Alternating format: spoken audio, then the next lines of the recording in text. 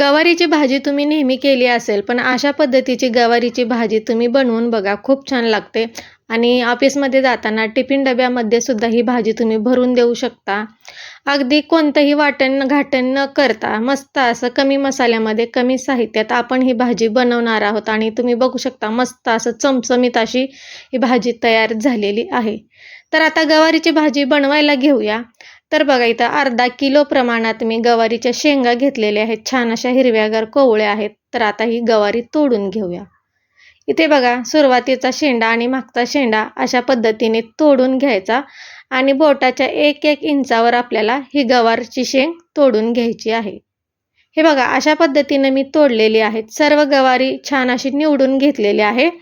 तर आता ही गवारी स्वच्छ पाण्याने आता आपण धुवून घेऊया. इथे बघा मी गवारीच्या शेंगा छान अशा धुवून घेतलेल्या आहेत आणि वाटीमध्ये काढून घेतले.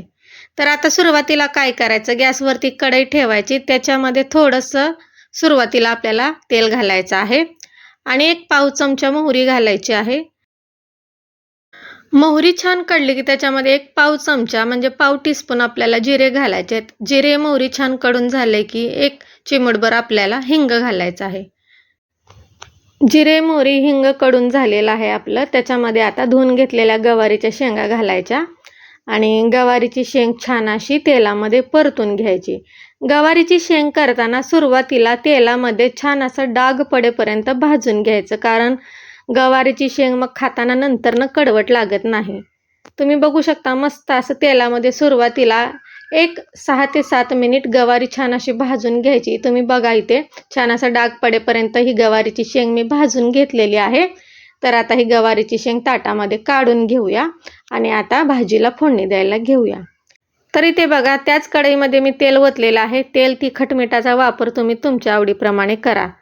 तेल इथे गरम झालेलं आहे बघा आणि याच्यामध्ये एक बारीक चिरून कांदा घातलेला आहे. कांदा हलकासा गुलाबी रंगावरती आपल्याला छान असा फ्राय करून घ्यायचा आहे, करपवायचा नाही. इथे बघा मस्त असा कांदा आपला फ्राय होत आलेला आहे. कांदा फ्राय झाले की याच्यामध्ये घालायचं आहे बघा कढीपत्त्याचे 10-12 कढीपत्त्याचे पानं घातलेले आहेत आणि 8 ते 10 लसणाच्या पाकळ्या छान असं मी ठेचून घातलेला आहे. तुम्हाला हवा असेल तर तुम्ही मिक्सरमध्ये कांदा आणि लसूण छान असं बारीक पेस्ट करून घेऊ शकता. तर लसूण असं ठेचून टाकल्याने छान असं गवारीला चव येते, गवारीच्या शेंगला.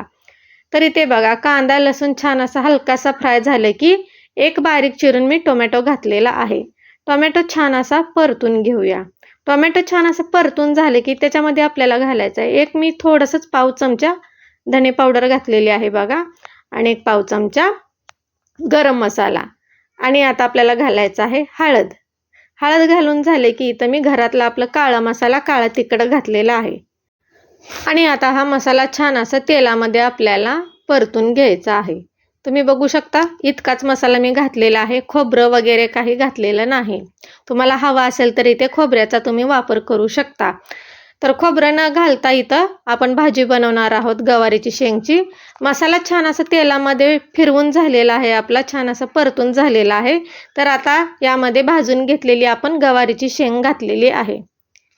हे बघा मस्त असं तेलामध्ये मसाल्यामध्ये आपल्याला ही गवारीची शेंग छान अशी फिरवून घ्यायची आहे. बघू शकता मस्त असा कलर आलेला आहे.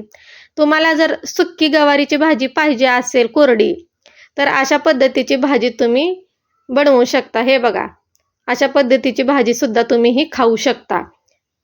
तर बघा वरती थोडीशी कोथिंबीर टाकलेली आहे. सगळं फिरवून झालेलं आहे.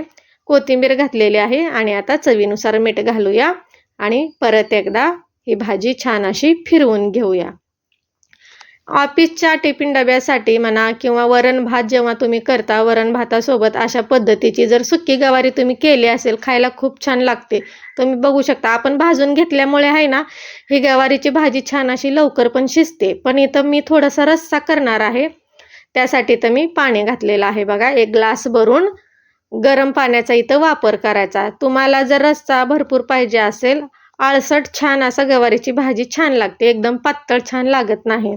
तुम्हाला जर पातळ हवी असेल तर तुम्ही करू शकता. तर बघा आता यामध्ये पाणी ओतून घेतलेलं आहे आणि झाकण लावूया आणि 7 ते 8 मिनिट आपल्याला ही भाजी छान अशी मंद गॅसवर शिजवून घ्यायची आहे. 7 ते 8 मिनिटांनी बघा इथे छान असं आपल्या भाजीला उकळे आलेले आहे. झाकण काढून बघूया आणि तुम्ही बघा इथे मस्त छान असं उकळे आलेले आहे.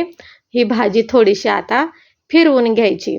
तर आता यामध्ये काय करायचं, आपल्याला शेंगदाण्याचं भाजलेलं कूट घालायचं आहे. इथे बघा पोह्याचा चमचा असतो ना छोटा, त्या चमच्याने 1-2 चमचे मी शेंगदाण्याचं कूट घातलेलं आहे.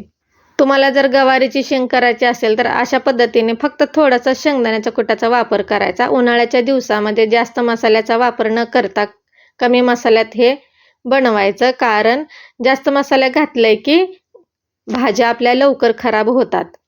त्यासाठी खोबऱ्याचं किंवा शेंगदाण्याच्या कुटाचा जास्त वापर करायचा नाही. फिरवून झाले की बघा शेंगदाण्याचं कूट परत एकदा 2 मिनिट मी झाकण लावून घेतलेलं आहे आणि 2 मिनिटांनी तुम्ही बघू शकता मस्त असं कुटामध्ये आपली भाजी शिजवून घेतलेली आहे. आणि तुम्ही बघा इथे मस्त चमचमीत छान अशी आपली गवारीची रस्सा भाजी तयार झालेली आहे. तर आता गॅस बंद करूया आणि खाली काढून घेऊया. जवळून दाखवते बघा तुम्हाला आता मस्त असं आपली गवारीची शेंगची भाजी तयार झालेली आहे. अगदी उन्हाळ्यामध्ये खायला जर तोंडाला चव नसेल तर अशा पद्धतीची गवारीची भाजी तुम्ही बनवून बघा. आजची रेसिपी तुम्हाला कशी वाटली कमेंट करून नक्की सांगा. व्हिडिओ आवडल्यास लाईक करा, चॅनलला सबस्क्राईब करा, शेअर करा. कमी साहित्यात आणि कमी मसाल्यामध्ये बनवलेला आहे.